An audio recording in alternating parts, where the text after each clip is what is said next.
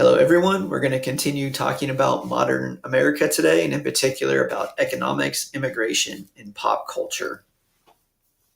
So, we're going to start off with the expansion of economic prosperity. So, the United States retained its status as a superpower after the conclusion of the Cold War, especially in the field of economics.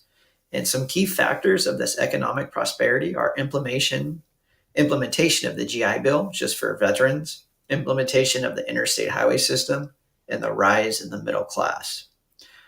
And the GI Bill provided a free college education to veterans, which are soldiers, returning from World War II.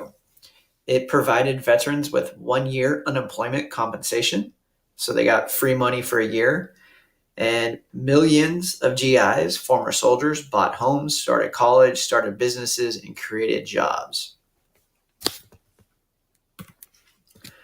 The interstate highway was also built. It easily connected the United States as more people drove. It was easier, cheaper, and quicker for companies to ship goods. And people could live in the suburbs outside the city and drive to the city for work. This is the interstate highway system. But I mean, you can drive from California to Maine. You can get almost anywhere in the United States on the interstate highway system. And a lot of companies started using trucks to ship stuff, so it made things cheaper.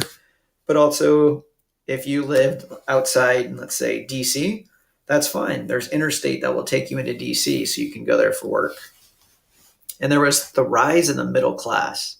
As the economy grew, less Americans were poor, and many Americans were in the middle class. And middle class is when you're not rich, but you're not poor. You're kind of in the middle. More Americans owned homes and cars. More people went on vacations. People had retirement accounts. So when they got old, they had money to keep spending when they couldn't work. And people could afford college for their kids. We're going to continue talking about the expansion. The U.S. government also sought to create support programs and initiatives to benefit the poor, disabled, and elderly. President Lyndon B. Johnson, also known as LBJ, attempted to create a great society by waging a war on poverty. And the war on poverty is he just didn't want poor people. So instead of his war was a war on poverty. He wanted to end people being poor. And some of his initiatives he passed were Medicare, Medicaid, and also the Economic Opportunity Act. All of these were meant to help people. Medicare and Medicaid had to do with medicine, people getting being able to go to the doctors, things like that. Economic opportunity was to help people in the economy. And this just kind of shows some of the things with Medicare and Medicaid. They're federally funded, whereas Medicaid is federally and state funded, but they benefit people with disabilities. They offer prescription drug coverage, and they offer hospital coverage. During this time, there's also a rise of immigration in the U.S. The Immigration Act in 1965, which reversed the Immigration Restriction Acts of the 1920s, opened the United States to increased immigration from many diverse countries, especially from Asia and Latin America. And people migrated for political freedom and economic opportunity.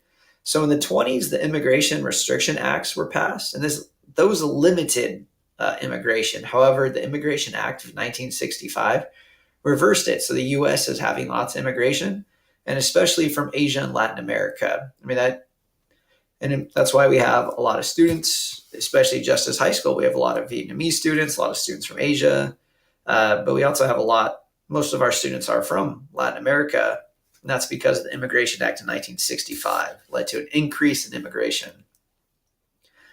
And there was some issues, however, related to immigration policy. People were worried that it would put a strain on government services. They're worried that they'd be filling low-paying jobs in the U.S. It brought up issues with the border. People wanted to know about pathway to citizenship, how to become citizenship. Schools needed to start having bilingual education. And there was increasing cultural diversity. So there's a lot of different people in the U.S. However, immigrants made several contributions. There's diversity in music, visual arts, literature. They play a large role in the United States labor force, and they achieve things in science, engineering, and other fields.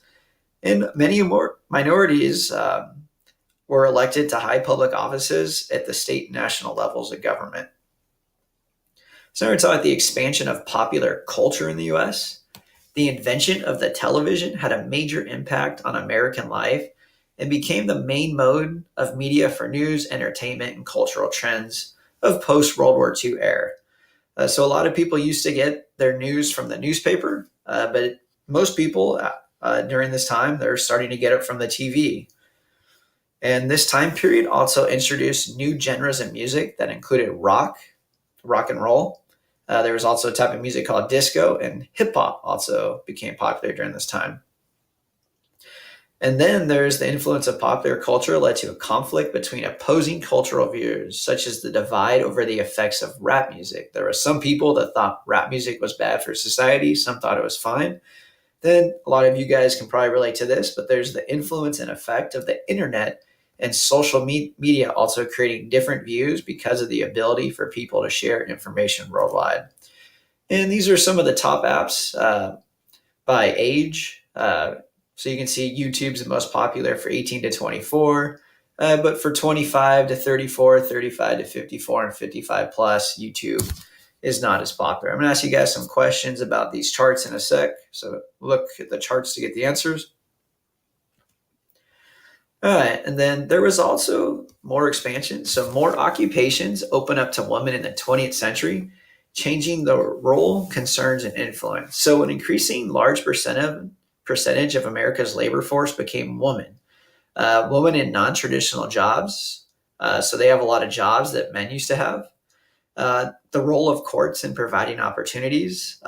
There becomes a need for affordable daycare. Both parents are working, so people need daycare for the kids. That used to not be an issue because women used to stay at home a lot, but now they both work.